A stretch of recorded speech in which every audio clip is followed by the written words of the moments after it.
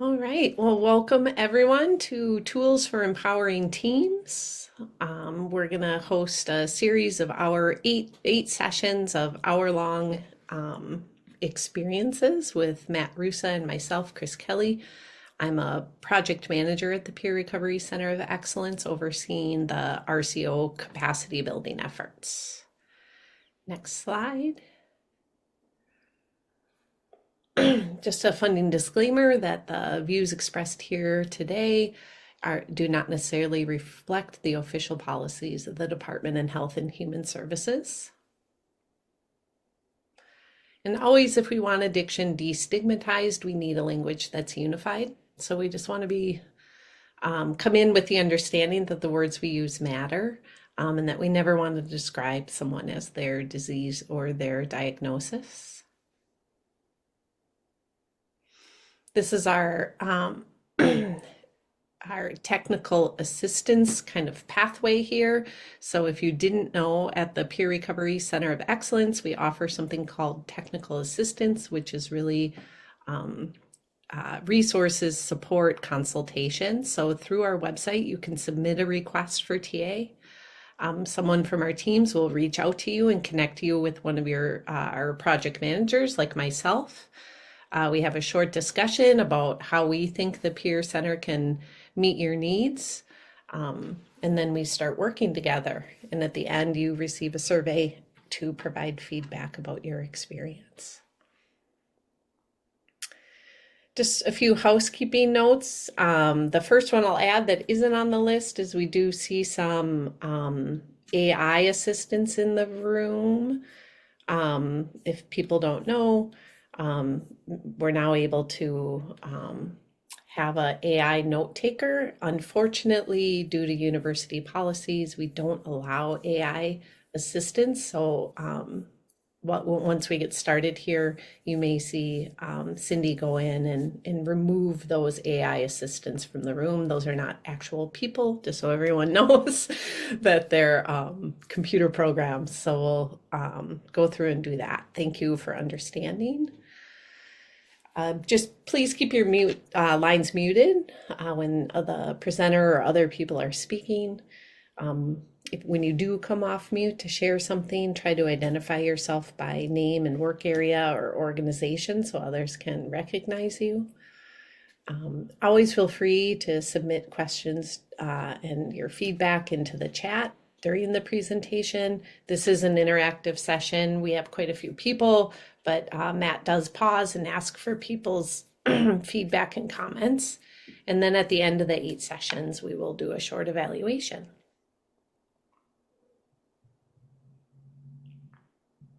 And All right. then this is where I hand it over to Matt. Take it Thanks. away.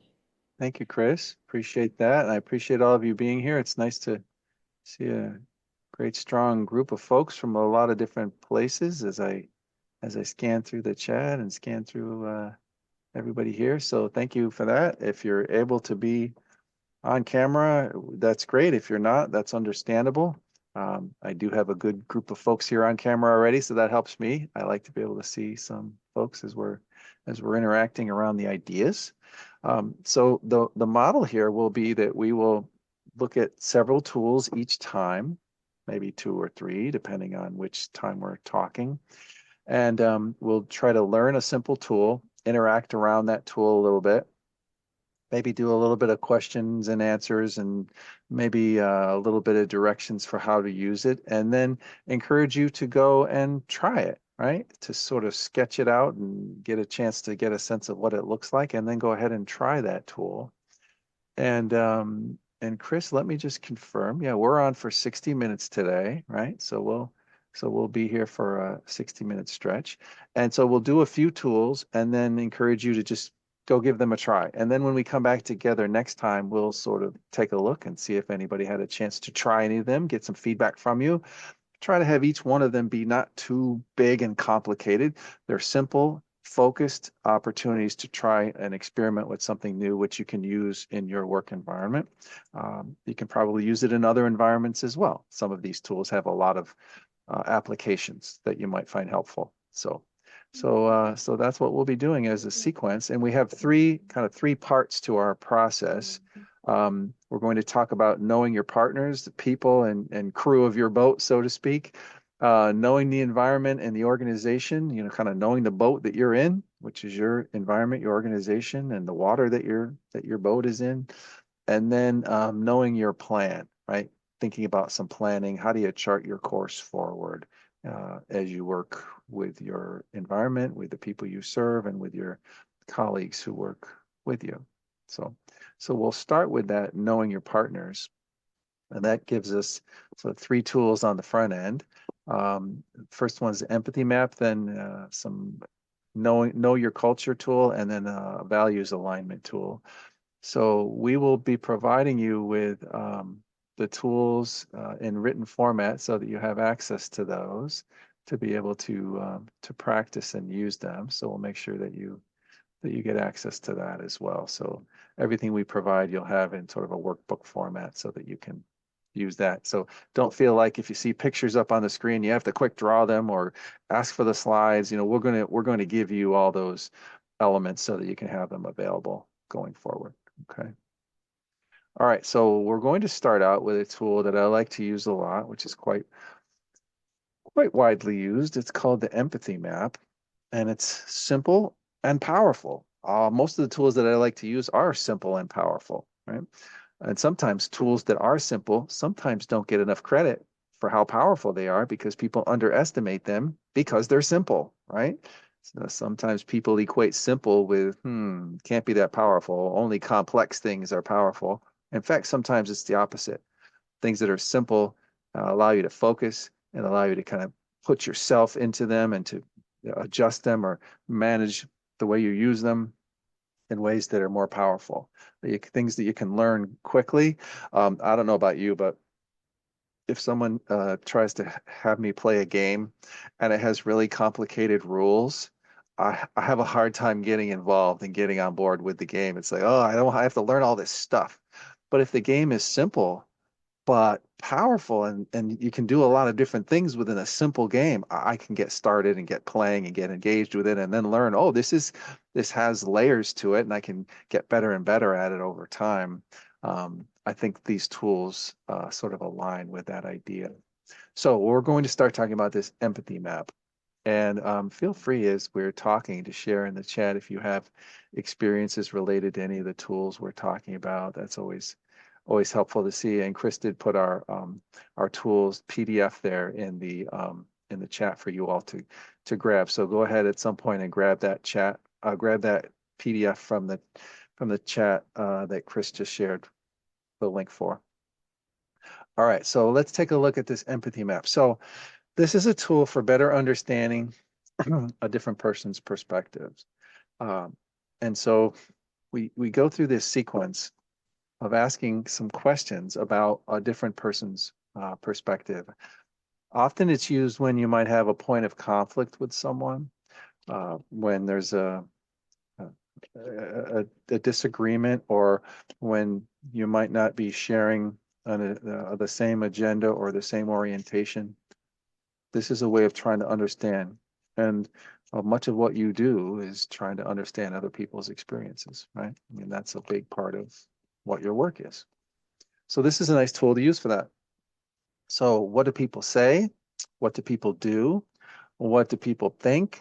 What do they feel? And what are their goals? And to sort of go through that sequence in that order. So the idea is first take a look at what people are saying and doing, because those are the things that are observable to us, right? We can observe what people are saying and what they're doing. So maybe think about someone who you've been trying to engage with, maybe someone who is seeking support within your services or program, and you weren't, and they were kind of maybe distressed or struggling in some way. And so let's first take a look and consider what they're saying and what they're doing. And then we have to, based upon that knowledge of what they're saying and they're doing, ask ourselves, so what are they feeling? What are they thinking? What do we understand about what they're thinking and feeling? Now, we don't have as much clarity on this, right? Because we can't be inside of them. They're the only one who knows that at the most intimate level, what they're thinking and feeling. But what is our understanding of what they're thinking or feeling based upon what they're saying and doing? So the idea is to just kind of fill in these boxes. What are they saying? What are they doing? What is my understanding about how they're thinking about this situation? And then what they're feeling. Then that gets us to this place of thinking about goals after we've filled in those top boxes. Then, and you can think about goals in two frames. One is longer term goals or aspirations, and then the other is short term. What are they trying to do right now? Um, if you're having a challenge with someone where they might be frustrated about something, or you might have a disagreement, I think one of the best questions to ask is, what is this person's goal right now? I'm guessing it's not to argue with me. No one really has that as a goal. I don't know anyone who wants to have arguments. They're trying to get something done. They're trying to, you know, feel safer. They're trying to address something that they're worried about. They're trying to help me to understand something that I'm not understanding so that I will then do certain things that they might want me to do because they think those things will be helpful to them. There's a whole wide array of goals that they might have. So what in this moment are they trying to achieve? I think it's particularly helpful when an individual might be struggling and they might be more challenging to communicate with, for us to try to understand what are they trying to achieve right now? What do they want right now? And then the longer term, is there a longer term goal that they have as well? So that would be the sequence as we try to think about, oops, sorry, a little mouse issue there. Stop using my mouse. That would be how we would do this empathy map. So I would encourage you to just take a piece of paper, think about someone who you've interacted with in the last week, where there might have been some stress or some challenge or some struggle, and then just write their name in a circle in the middle of the piece of paper, and then just draw something that looks like this, where we have these four quadrants where we say, what are they saying? What are they doing? Take a minute to just do it right now. Just try and draw it. What are they saying and what are they doing in that moment where you might have had an interaction with them?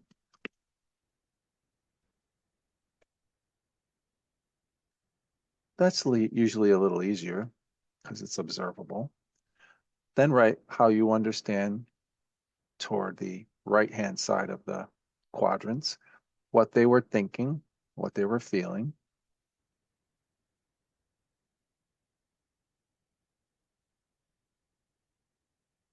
Try to keep it simple, maybe just a few words.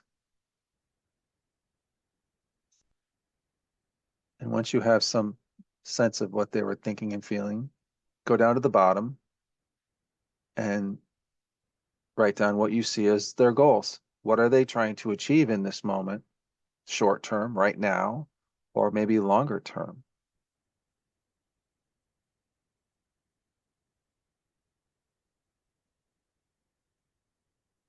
Now, this is called an empathy map because it's supposed to cultivate more empathy, right? Empathy is understanding, appreciation for the other person's experience. How do we try to understand how they are perceiving this situation, what they are, uh, what they are understanding, what they are thinking, what they're trying to accomplish in this moment? So the idea is if we take a moment to do this, we should have better understanding of that person. I like to make that very important distinction between, say, empathy and sympathy, which sometimes get confused, right? So we're not trying, empathy is not feeling sorry for anyone or pitying anyone. Empathy is, what's going on for you? Let me understand what's happening for you. So these questions help us to reach a higher level of understanding. So as you all draw this and plug in some information, my hope is that it sparks a little bit more understanding of where that person is at. I kind of think when you get to the goals part, once you've done what they say, what they do, what they think, what they feel, you're pretty focused on them. And then the goal part, that's kind of for me where the empathy gets sparked. Like, oh, if we were having a challenge in this situation, the person's trying to achieve something. What is it? That helps me to appreciate them, have different perspective.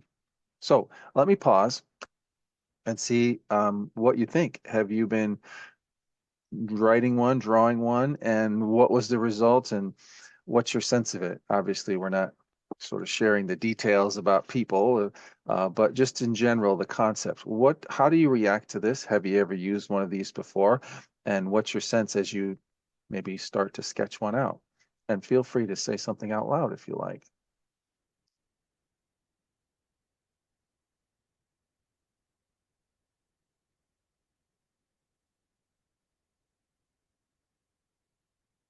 Like I said, you can feel free to unmute because this looks like a really friendly crowd. For me, this is Becky. It looks like, or it feels, I don't know. I think it's really helpful because I've had the conversation already, and now hindsight, going back and using this map, it's like, oh yeah, Mhm. that's what was going on. Because it was probably harder for me at the time to pick up what was going on with him Yeah. until I mapped this out. So this is really helpful. Yeah, so it is a good hindsight, particularly if you have an interaction that was a little unsettling or didn't go the way that you wanted it to go, or somehow the communications were not as strong as you might have hoped, or there was some sort of a glitch or distress to the relationship, whatever it might be. So let's ask these questions, and then you get some process awareness. Oh, okay. All right, so that's kind of what was going on, I think, for that person. This is where maybe I interpreted it in a way that is a little different than how I see it now. So does this then set us up for a enhanced opportunity the next time we interact with that person? I think the more you use a tool like this, the more it becomes embedded in how you interpret an interaction, and so you can start to use these questions in real time, right? I think we do some of this in real time. We listen to what people are saying. We observe what they're doing. I mean, I think we're mostly doing those in real time. Are we trying to look at what they're thinking and feeling? Depending on your orientation, you may or may not be doing those, but you might start to do more of those. And that last question, what is this person trying to achieve right now in their interactions with me? That's a really key one that most of us don't, particularly if we get a little bit emotionally triggered ourselves by an interaction, we don't usually do that. We kind of get focused on our own experience and we have a hard time kind of asking that, well, what's this person trying to do? I know what I'm trying to do. I wonder what are they trying to do? And if you can start to do those in real time, that can be powerful and it can enhance the interaction quite a bit. Imagine if two people were interacting with each other and struggling and maybe having a bit of a challenge to communicate. And then if we kind of regroup and have those same two people really focus on these questions while they're both having their interaction, I'm imagining it will be quite different, right? If we can if we can get both parties to do that. Any other thoughts or reactions to this one?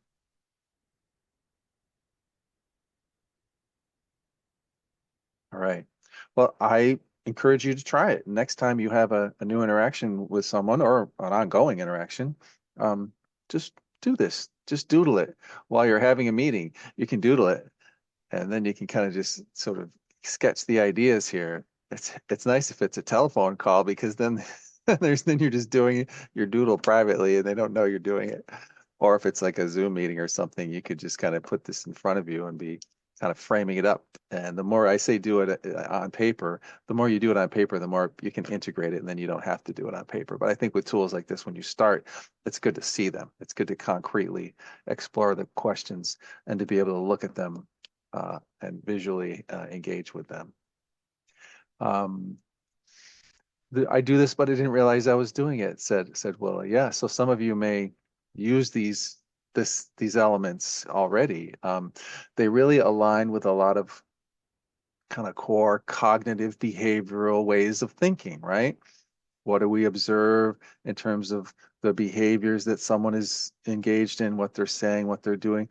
How are they thinking? How are they feeling? How do their thoughts result in certain feelings based on how they're interpreting them? How does that relate to their behavior? So this is pretty common in the way we think about how people think and feel and behave. Another comment here: feelings and communications can be super complicated and can easily be tangled up. It makes them easier. Yeah, for sure. I like that, Shelby. That's a great idea, which is simple ways of mapping things to untangle. Now, is this an all-inclusive, comprehensive map of a person? Of course not. It's just a simple sketch, right? And simple sketches are useful, especially because relationships, as you're saying, with people are complicated because people are complicated. So to whatever degree we can kind of create some sort of a clarity with some sort of a grid to understand, it helps us. It's useful. I think it's important to recognize that it's not a picture of a person. It's just a simple sketch to try to understand a little bit more about a person to help us to interact with them in a way that's more useful to them, hopefully better for us too. So yeah, so that's that one. And I would encourage you to try it. So I want to talk a little bit about another one, which is this Know Your Culture tool. There's this common idea from certain business sectors, which is that culture eats strategy for breakfast. That's the idea. The idea is that culture is really powerful, that people's beliefs and norms and practices are much more powerful than pretty much anything else in terms of driving behaviors. So what do we mean by culture? Culture is a bunch of different things. Here are some elements of culture. So we're talking about people's language, their beliefs, their morals, values, customs, rituals, behaviors. So if we think about different cultures, we can think about how these things change from one group to another group. And when we're talking about culture, we're talking about a wide array of different cultures. We're talking about maybe someone's culture of origin or country of origin or ethnicity. That's one way of thinking about culture, but there are all other kinds of cultures. There are cultures related to certain kinds of work. There are cultures related to that are common to people who live in certain communities, like rural culture or farm culture, or which is different from different urban environments that have different kinds of cultural orientations or ways of seeing or beliefs about things. So when we talk about culture, we're thinking very broadly, right? All different kinds of ways of that where groups of people have different orientations and to these different categories. So understanding those is pretty important to thinking about how you might align or be different from another party. So you could kind of think about them from a bit of a grid like this. If we say, those are some cultural elements. Whoops. What's our culture, or my culture that I'm thinking about? And what are some other cultures?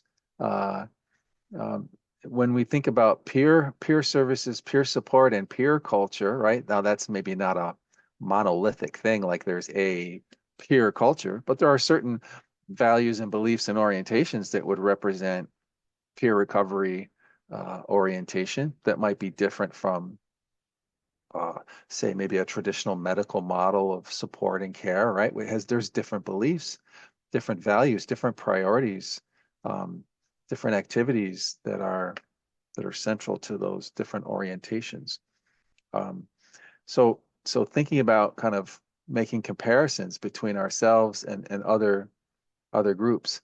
Um, I like to try to ask this series of questions when we're trying to understand our culture. So if you could think about this maybe from your organizational perspective, because your organization has a unique culture. It has a unique way of seeing and thinking and believing and doing. So ask yourself these questions about your culture. Maybe just go through them right now and sketch out a little idea about each question. Where have we been? What's our history? What's our origin story? How did we come to be? How do we think about our history or our story? What are the historical events, key events to that story? Are there certain big things, kind of critical events that make up our story? Do we have that origin story? Every system, every organization has an origin story. Is it defined? Does everybody know it? Who's part of the organization? Could everybody talk about it? Has it been shared?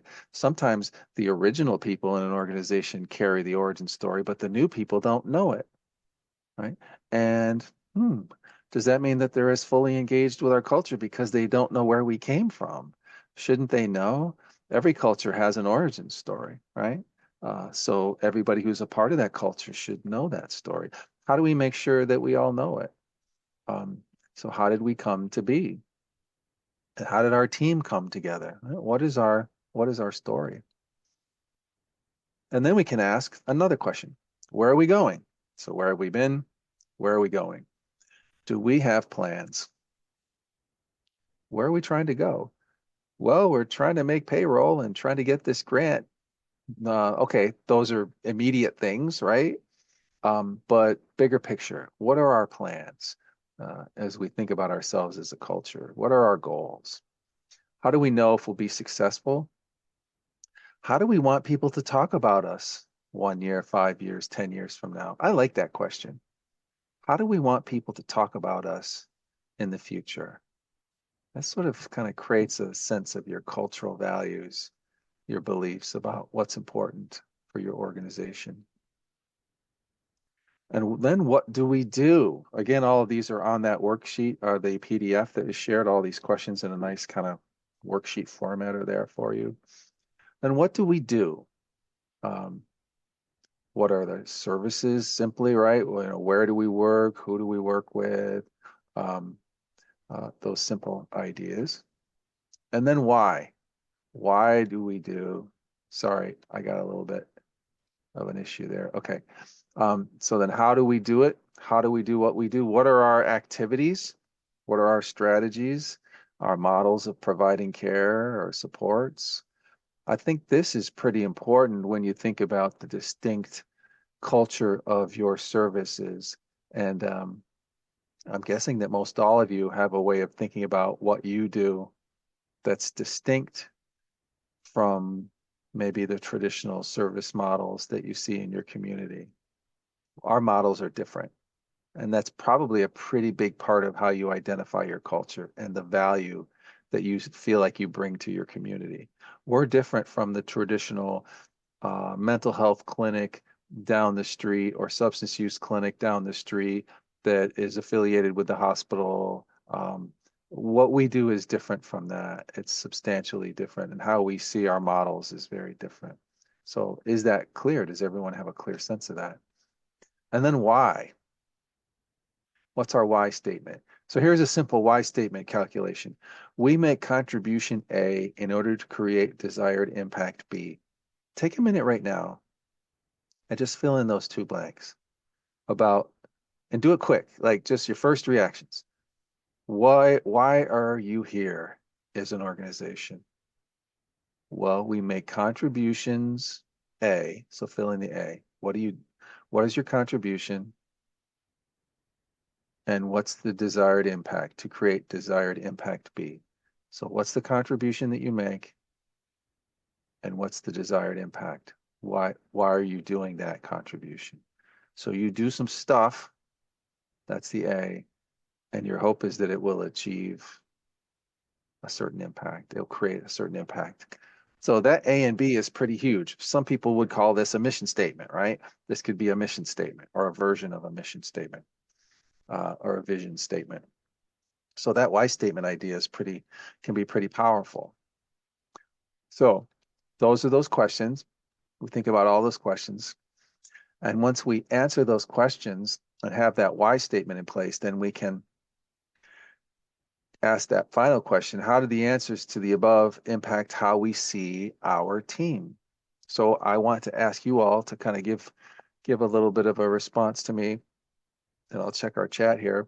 When you look at those questions, how do the answers impact how you see your team or your organization? So which of those questions, where where have we been, where are we going, what do we do, how do we do it, why do we do it? Are any of those in particular kind of sparking a focus for you? And how does the answer impact the way you see your team? What do you think of those questions? Anybody have any reactions to them that they would like to share? Which one of those questions seems really important for you as you consider your culture of your team, your organization, or your program? I make a distinction there because some of you might work in an independent environment. Some of you work as a program as part of a larger organization. And there could be two distinct cultures there. You could have a larger organizational culture, and then you could have a programmatic culture, and those could be quite different, right? So we need to be mindful of the cultures can be sort of subcultures within a bigger system. And sometimes those can be misaligned and in conflict with each other, right? That can be a challenge as that maybe some of you are experiencing. So I see we have a few answers to my prompt question. I think of where are we going every day because we're small and growing. Yeah. So for Stacy, that where are we going question is a front and center question all the time as you think about growth and making strategic decisions. Why do we do it is important, right? The why question is always a big one. And the why questions are easy to neglect when things are really busy and you're trying to do the nuts and bolts and day-to-day activities. So to try to find a quiet space to step back and say, so why are we doing this? Which is really a great way to recalibrate the compass in terms of those core cultural values. What are we about? What do we believe in? What are we seeking to achieve here? Why do we do this? So those are big for a couple of you. Why is the one for several of you that stands out, which makes perfect sense. So how do we do it is also important. Absolutely. So if we have a sense of why we're doing it, then the how is really the process, the logistics, right? The nuts and bolts. We have a sense of why we value certain something. Well, how do we do it? What are the things that we, what's our process for delivering whatever it is that we're trying to deliver? I do a lot of work with process improvement, and we get into the how a lot there, right? So there's the stuff that we're doing, there's the what and the why. Well, how do we do it? What's our process? And those are things that can always be adjusted or changed or improved. Why is my question more when it's not peer work, but for when what we do is for the other teams? Okay, yeah. Yeah, for other teams. Yeah, thanks for that, Patricia. All right. So anybody have any thoughts that they might want to share out loud as you think about these questions and how they might steer you, how they might help you to understand your culture? And what's it like to think about your team, your program, your organization as having a culture? What do you think of that idea? Anybody have anything out loud they'd like to share about that?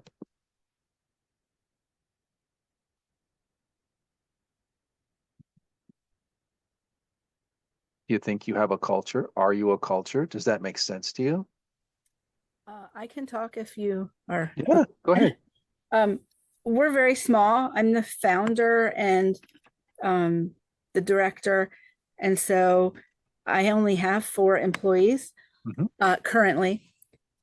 When I'm hiring, I look at the person not only for the job, but for the organization because I have the luxury of it being my organization and I can kind of guide the culture. It's important to me that there's a certain kind of person that we hire. Like they have to be flexible. They have to have a growth mindset and understand that while I'm maybe hiring them for this position in the future, It may be other positions, and that they are kind of willing um, to be part of that and part of the growth. Yeah, yeah, yeah. So a sort of a cultural value around growth, around as come up a couple of times for folks here. That has to be something that they appreciate and can connect to. Otherwise, they really won't align. They won't fit in, align with this, with our core values here, that we're about growing our opportunity, and everything we do has some of that in it. It's thinking about how we go to the next step and how we grow. So if a person is not looking toward future, if they're saying, well, I'd just like a place where I can just kind of get comfortable and kind of kick back and do the regular, just standard stuff, and not really sort of, you know, do anything too intense or change oriented, just kind of lock into the normal kind of typical day to day, then they won't align with your cultural. And that's not to say that they're wanting to do that is wrong or bad or anything, but it's not going to align. And then they're going to feel like an outsider in your culture, because your culture is about, let's move forward and grow and do something newer and bigger and more expansive so that we can have more of an impact within our community. So knowing that probably impacts quite a bit, Stacy, for how you interview and how you engage and talk with folks when you're considering hiring them, right? Absolutely, Yeah. absolutely. They have to, like, flexibility is very important. Um, and they have to be open to trying new things, because that's all we do is try new things and see what works. Yeah. Yeah. Yeah. Yeah, this really speaks to the issue of how you need to know your own culture in order to understand whether or not people will fit your culture. That might sound a little odd, but many of us don't really know or identify our own cultures. I have this experience all the time when I work with organizations, because I come and work with them as an outsider who's observing them, and I have some pretty strong impressions. Like some of them will be very active and aggressive in terms of their desire to change and to grow. And some of them will be very cautious and careful and conservative about any change or growth. Now, the ones who are really aggressive around change, they often don't even think of themselves as that. They're just kind of, that's how they live. They don't really hold a mirror up to themselves. And the ones who are cautious and careful, they don't think of themselves as cautious and careful, right? So sometimes it's hard for us to have an objective opinion and to have a good mirror for what our beliefs and values and culture is. So that's why asking these questions as a team and getting everyone's opinion and having dialogue around these questions is really powerful, because then you can define your culture with some clarity, which is exactly what you need to do as you're trying to grow it, trying to take it to the next level. We have to know ourselves as teams, as organizations, in order to stay healthy. It's just like people, individuals have to know themselves. I have to understand my own experiences and how I see the world in order for me to be healthy. The teams and organizations are really the same. Thanks for sharing that. Anyone else have any comments or thoughts about this?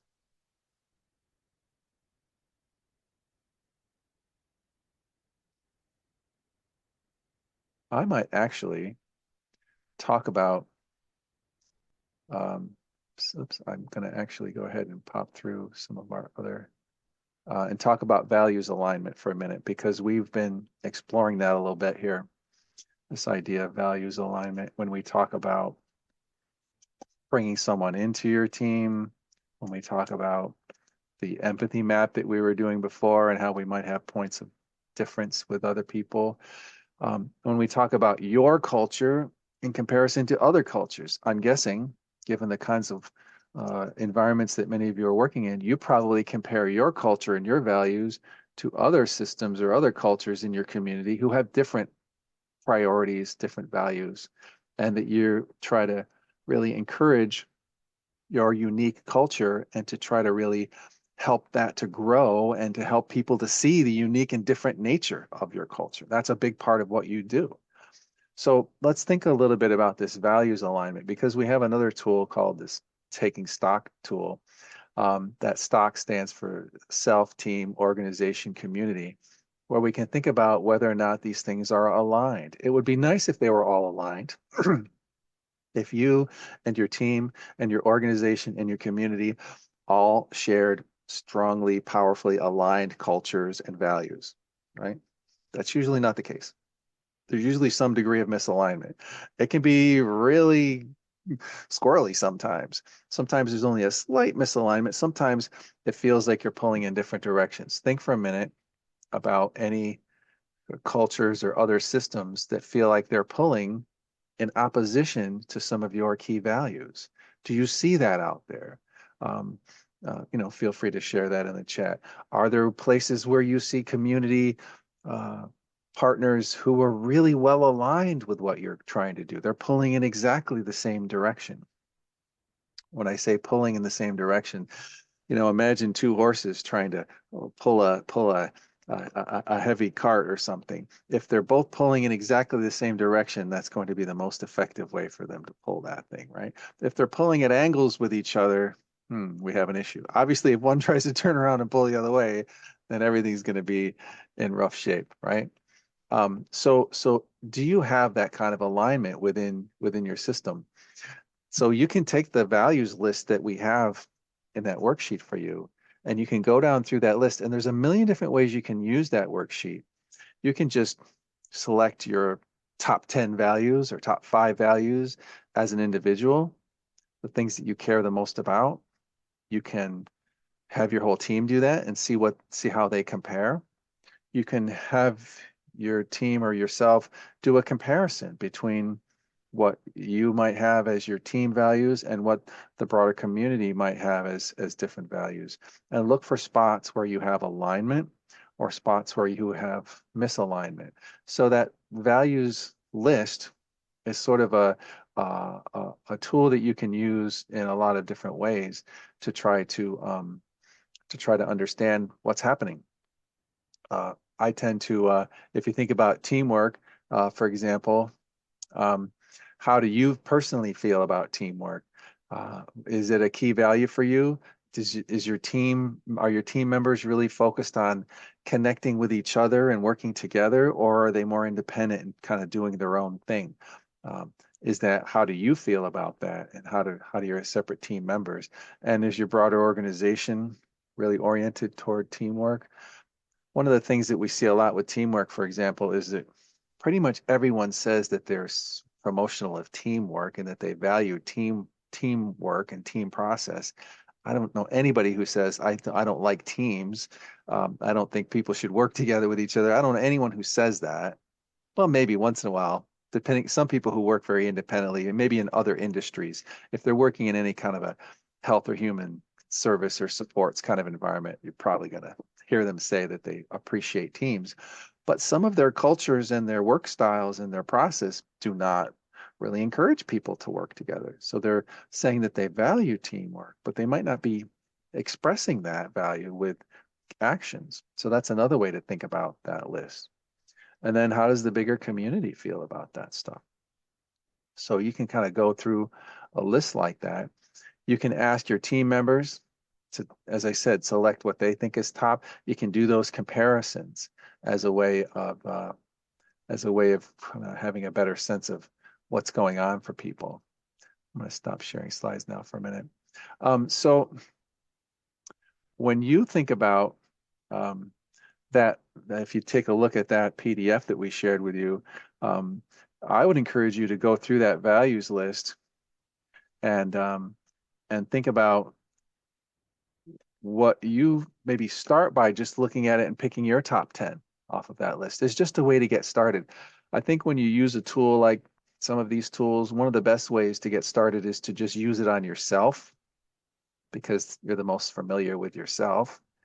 And that gives you a little sense of how you might consider that tool. And then you can think about using it in reference to someone else or using it with your team. So that values list, that might be an interesting place to have a conversation. As I said, there are dozens of ways to use it. You might take that list and say to your team, what do you think our culture in our team here, our program here, what do you think are the top 5 items on this list that we represent, that we try to represent to the community? What is our reputation that we would like to have? What values do we try to share and promote in our community? And that would lead to a really interesting conversation with your team members. What do people, there might be some folks who have different ideas. Now, how do we do this in a way that's inclusive and appreciative of everyone's position and acknowledges and honors that you may have some different opinions about what it is that you're trying to promote to the community? Now, this is a powerful way to create a better sense of understanding of each other and some more alignment with each other. And you might find that there's one or two things that everybody mentions, and that's where we can start with some really strong connectedness. Everybody said number whatever. And so let's think about how that's a glue that binds us together. We all share this. So let's kind of start there. And let's also honor that we have some diversity, right? Because that's critical to healthy teams. As long as we have general alignment with each other, it's good that we have some different opinions and perspectives. When you think about your teams and you think about these ideas of values that you might see on that list, do you feel like your team members share similar values, or do you think that they're sort of different and they have different perspectives? What do you think about that? Anybody have a sense of your team's values and whether or not they align, whether or not the members align with each other? What's your sense of that? Anybody have any thoughts? Hey there. I vote majority of the people in my workspace carry the same values and morals in general. I mean, they're gonna differ here and there, but in general, we carry the same values. Yeah, yeah, yeah. And how does that feel to you, Diana?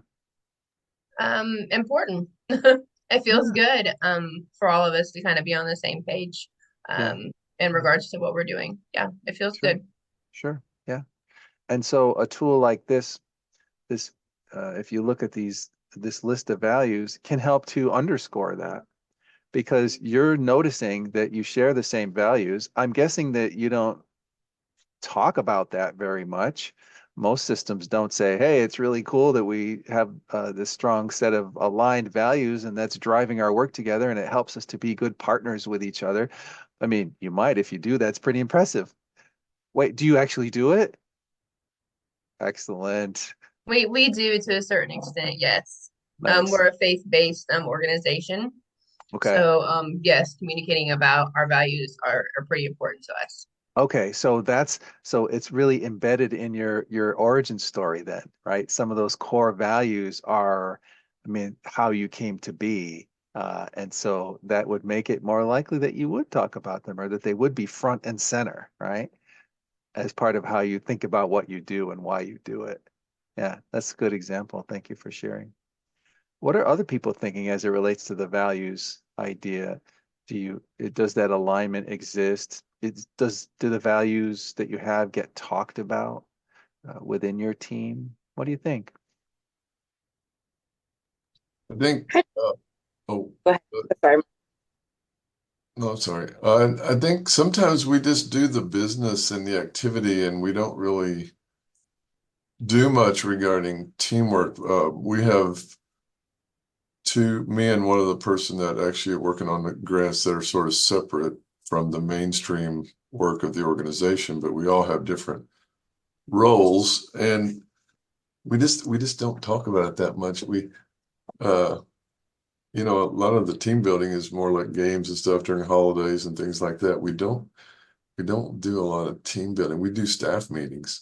Right. But when you're talking about business, the business of the organization, I don't really think that is what you're talking about. Yeah. And some organizations and systems have cultures that might be reluctant or cautious around some team building because it can feel vulnerable. It can feel a bit intimate in terms of the kinds of things that are being talked about. And in subcultures, that's can feel distressing, can feel challenging. And so there's a bit of a reluctance to do those things.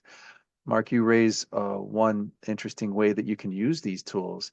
if you said to everybody, hey, come to our staff meeting next week, we're going to be doing some team building exercises, a lot of people would say, oh, no, please, I don't want to do that. I'm nervous about that. What does that mean? What are you going to do? So let's not do that. Let's just plug in every time, maybe at the end of each meeting, or maybe the beginning of the meeting might be good. Let's do a quick values tool. Let's do a quick empathy map tool. Some of these different tools that we'll be talking about together can create a simple, short, quick exercise, which really is powerful in its team building capacity because it gets folks to reflect on how they see the situation in comparison to their peers, and it creates a bit of a dialogue and conversation about the issue. So we get to know each other, learn each other, exchange, and maybe have a little bit more vulnerability around our vision. Because when we're talking about culture and values and our vision for why we do what we do, those are kind of personal and intimate things, right? That drive us. So if we do it in little doses, it gets people more acclimated and more comfortable toward a little more transparency with each other, and that creates more connections. And of course, I think enhances your team's capacity to do the work and be efficient and effective and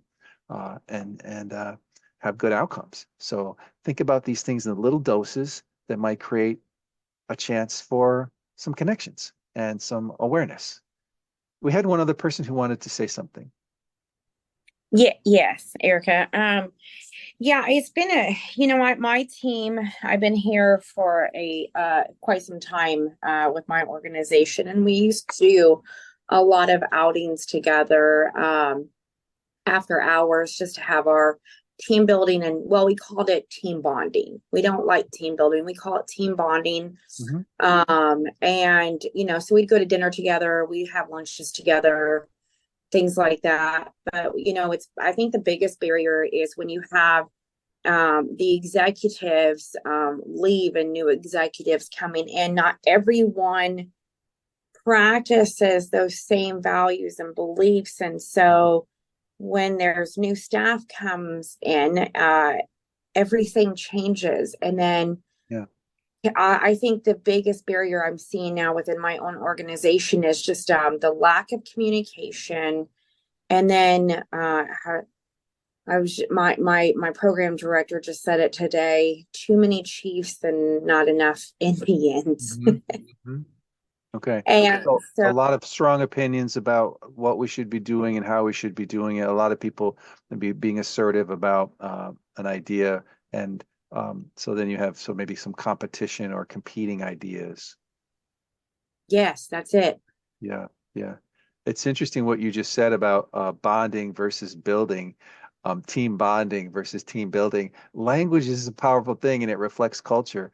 If we asked a bunch of people, you said, well, we don't like to call it team building, we like to call it team bonding. I know some other people, if you said we're doing team bonding, they would say, oh, I don't want to do that.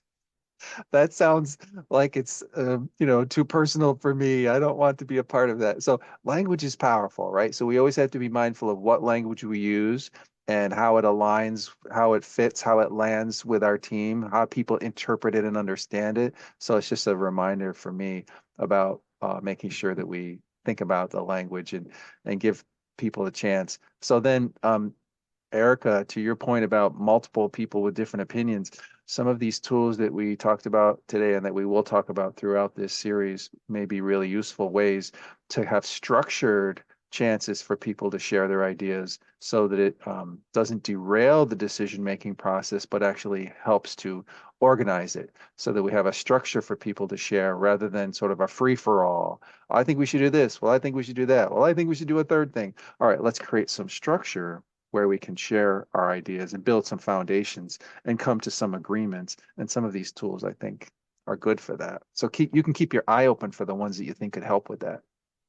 I love that because I'm getting ready to go into our staff meeting in about 30 minutes. So I'm going to take that idea in there and pitch it and see what kind of feedback I get. Good. That sounds great. Yeah. Thank you. That sounds great. All right. I think our time is winding down. I want to check in with Cindy and Chris. Appreciate you all for sponsoring us and getting us rolling here. Any final comments, thoughts before we wind down for today? Yeah, on the topic of when things are going good, that's a great time to do some recording and documentation and think about how can we take the current state and what we did to get here and kind of institutionalize it, like weave it in, thread it into your policies and practices and how you do what you do. It's a lot harder to do that work when you're trying to kind of address an issue. So like when it's good, pause and think, what did we do to make it good and how do we keep it good? So when you have staff turnover or leadership changes or funding changes, you have something to lean back on, that keeps that culture kind of alive and breathing within the organization. Yeah, that's a super valuable idea, right? Because we tend to only think about these things when, like we only take our car to the shop when the check engine light is on. Yipes, we've got a problem. How do we fix it? Like, well, how about we do some good maintenance, like Chris is describing? How about we be proactive when things are going well, that we use tools to try to make them even better or to try to be preventive of challenges. So that's a really important idea. Thanks for sharing that. Yeah. Yeah. But I think that's it for, oh, go ahead. Sorry. I apologize. I came in late. I hit a deer with my car, so that threw my timing off just a little bit. Anyway, I was just wondering with the I came in about 12:35. If there were slides that you presented, I took some notes as fast as I could on the last couple of slides, but if So there check those out the, slides, sorry for interrupting you, Heather. Check out the chat right now. You'll see a couple of things. There's a PDF you can grab the link to, and that's the thank key you. set of information you want to get. And I'm sorry for what happened. I bet it threw off more than your timing because those are pretty stressful events. So I'm sorry that you had that, and I wish you well in managing that. Okay, thank you. Yeah. All right. So Chris, you were just saying, I think we're wrapping up, right? We're wrapping up. I added the workbook to the chat once again. Right. And then I will email it out after today's session, but otherwise we will see you next week at on Wednesday at the same time, and we'll be together for an hour again. So Excellent. thanks so Thanks, much, everybody. everyone. Yeah, thanks for your engagement with the conversation. I appreciate you all being present and participating. So we'll see you next time. Bye-bye. Thank you.